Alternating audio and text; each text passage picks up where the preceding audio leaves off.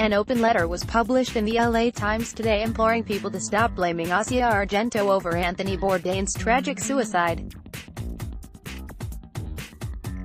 The letter, signed by 40 survivors including Terry Crews, Rose McGowan, Mira Sorvino and more, addresses a growing number of online trolls using Bourdain's death to blame and victim shame Argento, who is grieving the loss of her companion.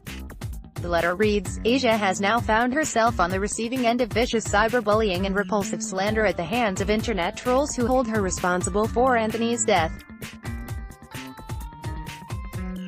She has been accused of everything from causing her boyfriend's suicide to trying to use her survivor status, and the Sadly, this is not the first time that Argento has come under fire from internet trolls. As one of the first women who spoke publicly about Harvey Weinstein's abusive behavior and came forward as a survivor, Argento has become a lightning rod for controversy. Internet vitriol and blame leveled at Argento has been relentless, and her story of survival was so mocked and slandered by the Italian media that it forced the actress to flee her native country. Now, in light of social media posts implying a breakup with Bourdain and photos of her with another man, the internet outrage machine has decided that Argento is personally responsible for Bourdain's suicide. Making one person responsible for another person's suicide is a dangerous and damaging assumption. No human being is responsible for another human being's decision to take their own life. Bourdain was vocal about his struggles with depression for years, and we will never know what pushed him over the edge. We feel entitled to speculate and accuse, due to the mistaken belief that we know these people. When watch someone on television for years, read their writing, follow their social media, it is easy to believe that you know them. You don't. None of us do. The only person who knows why Bourdain took his own life is Bourdain, and any explanation or answer died with him. The letter addresses the inherent victim-blaming and misogyny behind making Argento a target of rage. There has long been a traditional narrative of blaming, vilifying and martyring courageous women.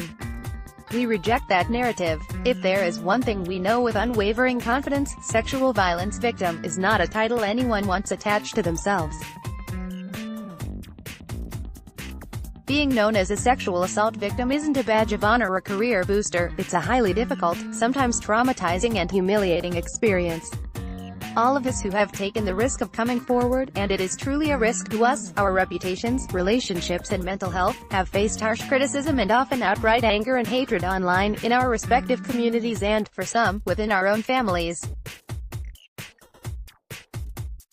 Yet we come forward in the hope that we can change things for others and end the sexual violence and abuse that has flourished with impunity for millennia. Grief can take a myriad of forms. It warps our thinking, colors our perspective, and shatters our emotions, leaving behind fragments of anger, pain, confusion, and sadness. It can be overwhelming and oppressive. It can be quiet, taking up residence in your heart like an invisible weight added to the pile of emotional baggage we are all burdened with. It is many things, but it shouldn't be a weapon. Especially to those who had a real, intimate, loving relationship with the deceased, the details of which we are not and should not be privy to. We are here to ask those who are angry and grieving the loss of Anthony to find a healthy outlet for their pain. Asia is a survivor, just as we are, and her fame and outward show of strength does not make her any less vulnerable. Asia is not a headline, she is a human being, and she is in horrific pain. If you're angry and rageful over Bourdain's death, attacking someone he loved and respected is needlessly cruel and an affront to his living memory. Let's all work on being a little bit more human. via LA Times. Image, Angela Weiss, AFP, Getty Images. Want more stories like this? Become a subscriber and support the site. The Mary Sue has a strict comment policy that forbids, but is not limited to, personal insults toward anyone, hate speech, and trolling.